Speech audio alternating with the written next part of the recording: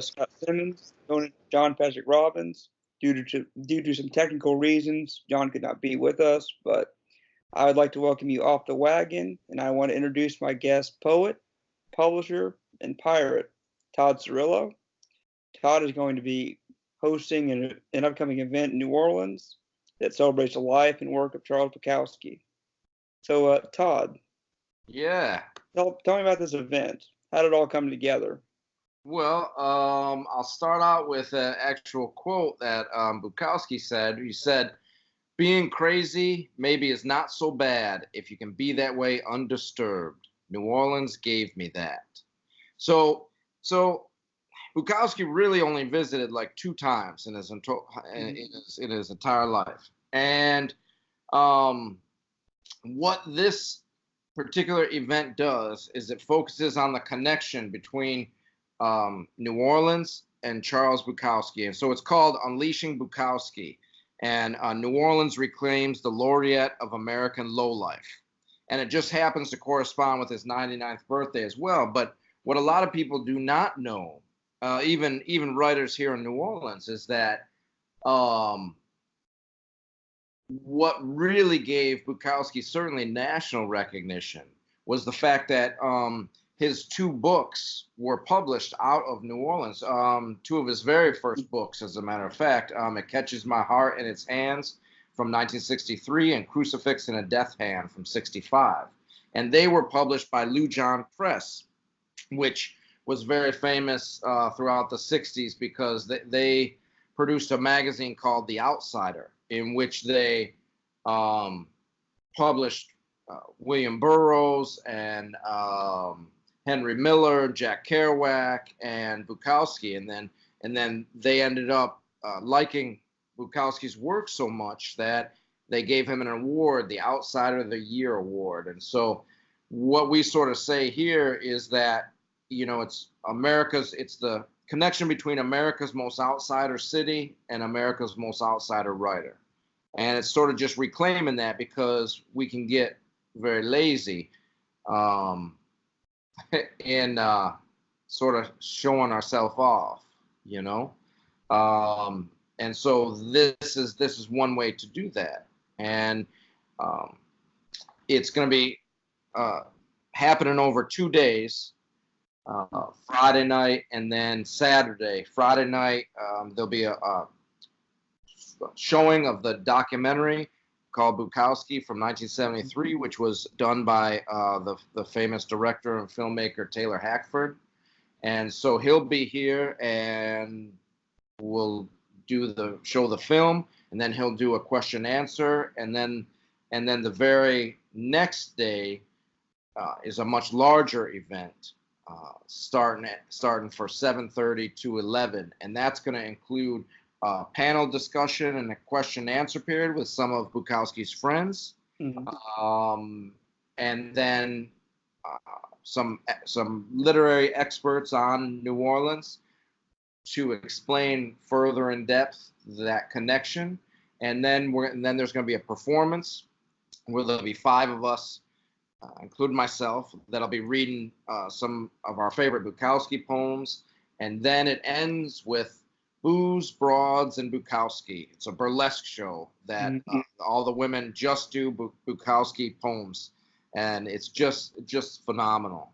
And so how it came about was Sean Cummings is really the one who's putting it on and reached out, and he got in touch with me in March, and we just began to create what exactly we would like to see, and we both had this idea of this connection that not a lot of people understand, because when Lujan Press put out his first book there, back in those days, a chapbook, you'd put Mhm. out 20 copies, 30 copies, but Lujan Press, his first book, "It Catches My Heart," in its hands, that was 777 copies. Then "Crucifix in a Death Hand" was like 3,000 copies, and they went all across the United States, and that's where he really gained national recognition.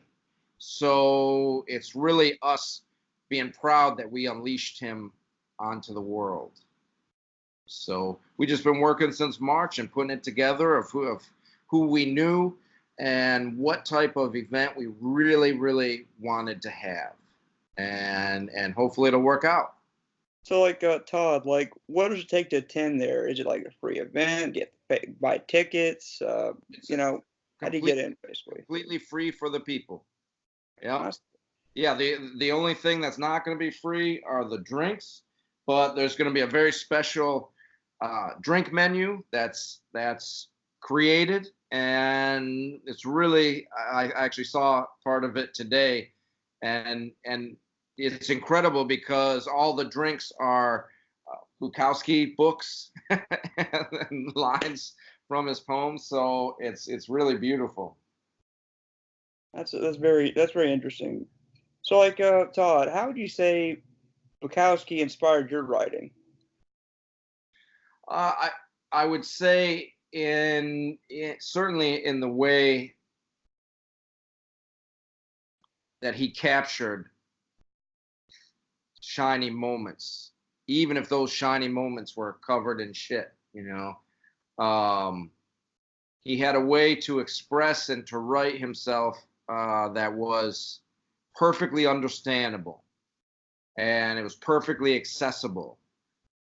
And that's what got him millions of followers. He wrote for the people that would have never ever entered the poetry aisle in a bookstore. You know, still to this day, one of our performers, Lisa Passold, she said when she worked in a bookstore, still Bukowski is the #1 stolen book. You know? And I would think he would think that that would be a compliment, but I think as far as an influence, it's really that desire. I don't have much of a desire to reach or to pander to people in MFA programs or workshops, though it would be great, and you know, for them to dig my stuff. But a compliment from a random bartender or a compliment from someone who just accidentally stumbled into a poetry reading is, I think, probably his biggest influence on me. Yeah. And on many people. You know, if people were very honest about it, I think that you know, the fact that Bukowski made it without having to alter and change and become something else is a testament, one, to his great writing, but also to his commitment to the writing.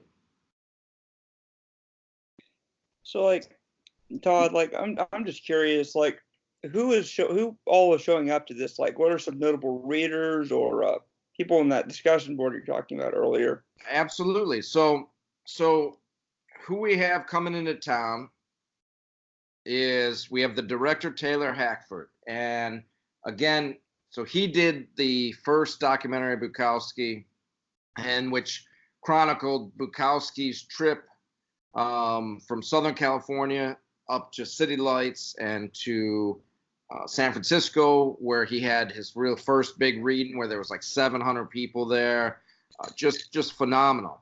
Uh, Taylor Hackford has also directed the movie Ray and Officer and Gentleman and Devil's Advocate. So he's really a master at his craft, at filmmaking. So he also knew Bukowski. We also have the amazing and legendary Neely Cherkovsky, who Neely was friends with Bukowski from the time he was 15, 16 years old, all the way up until Bukowski's death. As a matter of fact, Neely wrote the first biography of Bukowski. It's just an amazing. It's probably the best one that's out there, though it did cause a rift between the two when he finally wrote that for a while. But Neely is an amazing poet out of San Francisco in his own right. So we're going to have Neely Cherkovsky. We have Ed Blair, who is a book collector and publisher from New Orleans here, who was friends with John and Gypsy Lou Webb when The Outsider was going and when Bukowski's first books were published. we have the author and supermodel Paulina Prozakova. She the Sports Illustrated cover of Sports Illustrated. She was on some modeling shows as a judge. Married to Rick Ocasek from the Cars. And then we have, let's see, there's going to be, so the readers are going to be myself, Lisa Passold, who's just amazing, a poet from here, Julie Valin out of California, Miss Diana Shortez, and William Taylor Jr., and then Booze, Broads, and Bukowski, the burlesque show. So, yeah, it's going to start with a panel discussion and question and answer period. Then we go into the reading, and then we go into the ditching of the clothes. So That sounds pretty fun. yeah, yeah. So like I remember like before the show we talked about music a bit. Why don't you tell people about like what you plan on doing with that? Well, yeah, there'll be a we're creating a whole playlist that's really gonna set the tone as well. I should also say that we have these amazing poems for all. Do you know those?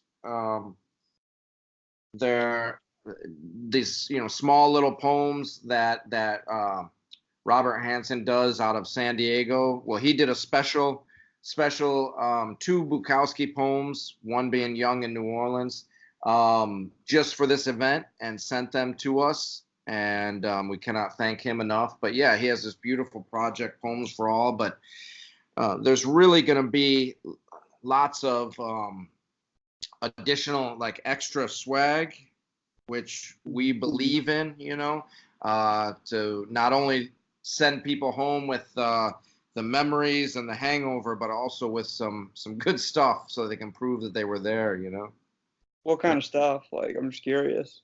Well, besides these little poems, which will be given out free, then there's going to be a whole, I think there's going to be like cocktail napkins, just made up for the event. Then the bar menu, and then there's also a ham on rye sandwiches and a San Pedro taco truck, because Bukowski lived the last part of his life in San Pedro. So there's also going to be original editions of It Catches My Heart in Its Hands and Crucifix in a Death Hand, which is very rare, but they're gorgeous. They really are works of art. And chalk artists. So there's the whole entire sidewalk all around the hotel is going to have some of his stuff there, and not to mention that there's just a gorgeous exhibit of Bukowski, and which is specific to New Orleans. That'll be there as well. Yeah, and like I said, it really is promoting the city, and also Bukowski, and I'm really honored to have so many women writers who wanted to be a part of this. Well, yeah, go ahead. I'm just curious, Todd. Like, whenever it does come to Bukowski, like, what Bukowski poem would you recommend for like either someone who has never read him or they're just not a fan of him? Like, what poem do you think is by him that just really stands out to you? Let's see. I think. Well, here I'll read. Yeah, I'll read one that I think is pretty exceptional, especially for if people want to get sort of high and mighty about it, and who are prepared to sort of dismiss him easily. So here's one. I met a genius on the train today, about 6 years old. He sat beside me, and as the train ran down along the coast, we came to the ocean, and he looked at me and said, "It's not pretty." It was the first time I'd realized that. I like that one. I like that one a lot. Definitely a good one. Yeah, and then if we switch to something else, so to really show a lot, Bukowski had a lot of humor, and humor is the hardest thing to write, um, certainly in poetry. But let's try this one: a $340 horse and $100 whore. Don't ever get the idea I am a poet. You can see me at the racetrack any day, half drunk, betting quarters, sidewheelers, and straight thorougs.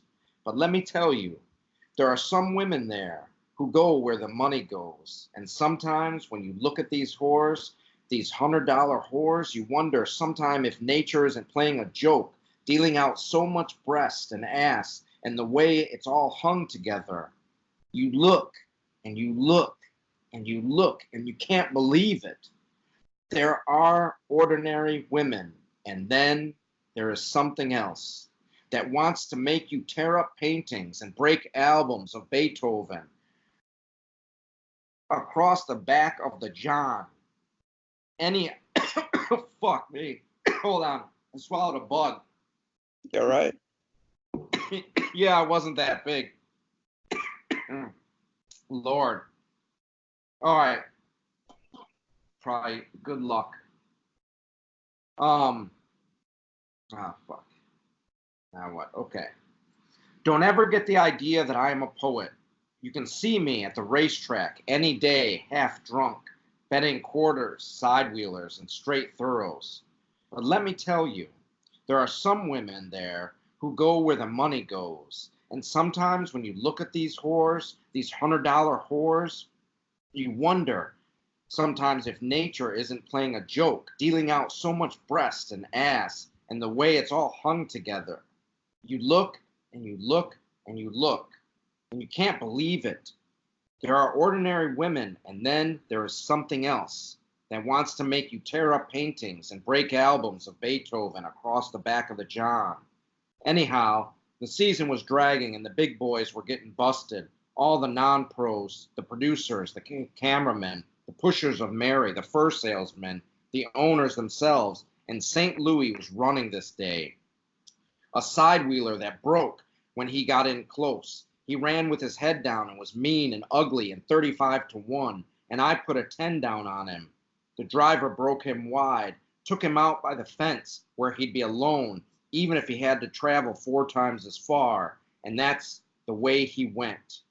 All the way by the outer fence, traveling 2 miles in one, and he won like he was mad as hell, and he wasn't even tired. And the biggest blonde of all ass and breast, hardly anything else, went to the payoff window with me. That night, I couldn't destroy her, although the springs shot sparks and they pounded on the walls. Later, she sat there in her slip, drinking old granddad, and she said, "What's a guy like you doing living in a dump like this?"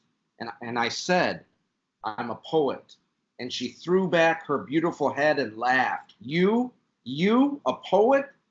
I guess you're right, I said. I guess you're right. But still, she looked good to me.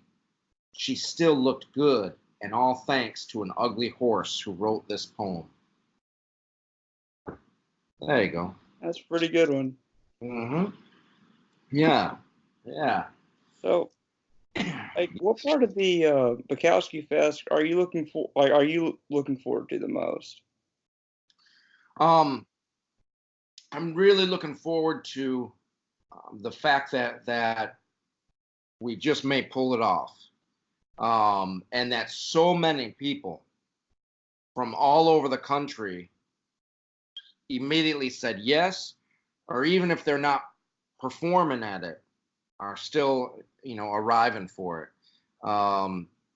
It's incredible, and really it's a testament to both um, Bukowski himself and the city of New Orleans for sure. So that's what I'm looking forward to the most.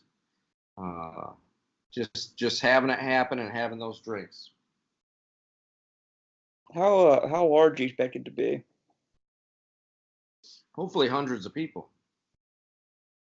Yeah, hopefully. And if it's a little short of that, well, we'll still perform like there's hundreds of people there. Yeah, it's an How amazing place. It's an amazing venue. Oh, it still sounds like a party either way. Oh yeah, yeah, Is for there sure. any are there any other readings you'd really like to share with the people? Like any other poems by Sure. Bukowski? Yeah, of course. Yours, Annika. She used to write me little notes on yellow paper with blue lines. The yellow paper would be torn from a ringed notepad carelessly, and the paper would be folded many times into a hard mass. And when I pulled it out of the envelope, it would say something like, Dear Hank, I am now working in this factory and living with my cat, Desmond. Yours, Annika. I don't know where she got my address or what she wanted. I got these letters from small towns in Louisiana and Texas. Dear Hank, I am tired of this town and am moving soon. Yours, Annika. Dear Annika, I wrote her once, I am still drinking and playing the horses. Then I got a note from her saying that she would be at the Greyhound bus stop, Los Angeles, at 8 a.m. on a certain morning, and that she had an hour stopover on her way to Berkeley, but she'd like to see me. On that morning, I got up in the early a.m. and drove down to the Greyhound station and sat on the bench with the people and waited. I didn't know what she looked like, but a young, sexy one got off with this guy talking into her ear, and I knew it was her. And as I walked up and took her suitcase, the guy vanished. You're Annika, I said. Are you sure you've only got an hour? Yes, Hank. Pure, long blonde hair, perfect skin, green blue eyes, graceful of figure was she. I took her around the corner for breakfast. As we had juice and scrambled eggs, our knees pressed under the table. You got a kind face, she told me. But it's old, I said. Yes, it is. I walked Annika back to the Greyhound station, and we waited for her boarding call. When it came, she stood up and said, Come over here a moment. And she took me around the corner where there were very few people, and I kissed her goodbye. Then I put her on the Greyhound. A few weeks later, I got a letter from Berkeley, which I didn't answer. Some months went by, and I got a letter from a small Texas town. Dear Hank, I got this job I hate, but it's only 3 hours a day, and I have this little place with a garden in back, and I work in the garden. Yours, Annika. There were 2 or 3 letters, none of which I answered. The last, I believe, was from a small town in Louisiana. She was the most beautiful woman I have ever met. You know, so there's another one of his. And I think people focus sometimes just on the obvious with him, and so sometimes helps to kind of move beyond that, because he did have a very almost tender side or elegant Mm. side. Certainly an insecure. He had a lot of insecurities as well. Yeah. I'd say he really did have a lot of sensitive work as well. Like if I recall correctly, Bluebird is one of them. Oh yeah, absolutely. Yeah, absolutely. I don't have that one right in front of me. Oh, I do have one of my favorite ones, which I think is probably a pretty good example of why so many non-poetry lovers buy his books. Hmm. This one is just 6 money signs, so I don't know the actual title of it, but it goes, I've always had trouble with money. This one place I worked, everybody ate hot dogs and potato chips in the company cafeteria for 3 days before each payday. I wanted steaks. I even went to see the manager of the cafeteria and demanded that he serve steaks. He refused. I'd forget payday. I had a high rate of absenteeism, and payday would arrive and everybody would start talking about it. Payday, I'd say? Hell, is this payday? I forgot to pick up my last check. Stop the bullshit, man. No, no, I mean it. I'd jump up and go down to payroll, and sure enough, there'd be a check, and I'd come back and show it to them. Jesus Christ, I forgot all about it. For some reason, they'd get angry. Then the payroll clerk would come. I'd have 2 checks. Jesus, I'd say 2 checks. And they were angry. Some of them were working 2 jobs. The worst day was raining very hard. I didn't have a raincoat, so I put on a very old coat I hadn't worn for months, and I walked in a little late while they were working. I looked in the coat for some cigarettes and found a $5 bill in the side pocket. Hey, look, I said, I just found a $5 bill. I didn't know I had. That's funny. Hey, man, knock off the shit. No, no, I'm serious. Really, I remember wearing this coat when I got drunk at the bars. I've been rolled too often. I've got this fear. I take my money out of my wallet and hide it all over me. Sit down and get to work. I reached in an inside pocket. Hey, look, here's a 20. God, here's a 20 I never knew I had. I'm rich. You're not funny, you son of a bitch. Hey, my God, here's another 20. Too much, too much. I knew I didn't spend all that money that night. I thought I'd been rolled again. I kept searching the coat. Hey, here's a 10. Here's a fiver. My God. Listen, I'm telling you to sit down and shut up. My God, I'm rich. I don't even need this job. Man, sit down. I found another 10 after I sat down, but I didn't say anything. I could feel waves of hatred, and I was confused. They believed I plotted the whole thing just to make them feel bad. I didn't want to. People who live on hot dogs and potato chips for 3 days before payday feel bad enough. There you go. That was a pretty good one. Is there like one thing I do like about Bukowski is he always felt, he felt more relatable. He never really wrote like in weird abstract or anything like that. Like it's always just easy to digest his work. That's one thing I always liked about him. Absolutely. He does write some stuff that leans a little more on the surreal side sometimes, but that's good. A writer has to be able to branch out and surprise people every once in a while. Yeah. And so that's what's going to be happening this Friday and Saturday here in New Orleans. I would invite everyone to come on down if they can get here any way they can. It's going to be fun, that's for sure. Well, I'm sure a lot of people are looking forward to it. Yeah, absolutely. Really be a fun event. Yeah, absolutely. Yeah, I think so. And so, yeah, for those in New Orleans, it's at the International House Hotel and the Loa Lounge, starting at 8 o'clock on Friday and 7:30 Saturday. Yeah. Well, do you think? But before we close out, I'm just curious. Like, what is probably your favorite Bukowski book? Oh, Burning in Water, Drowning in Flame. Yeah, for sure. And then next would be Love is a Dog from Hell. It's pretty great picks. I think the first Bukowski book I read was like Women. I did like that one. I also what was it called? I think it was the way you walk in fire. Let's see. I'm trying to think. It's one of his collections. Yeah, what matters most is how well you walk through the Yeah, fire. that was the other one I have. I'd say that one's probably my favorite. But anyways, Todd. Absolutely. It's just fun to be able to produce shows that people normally don't think about.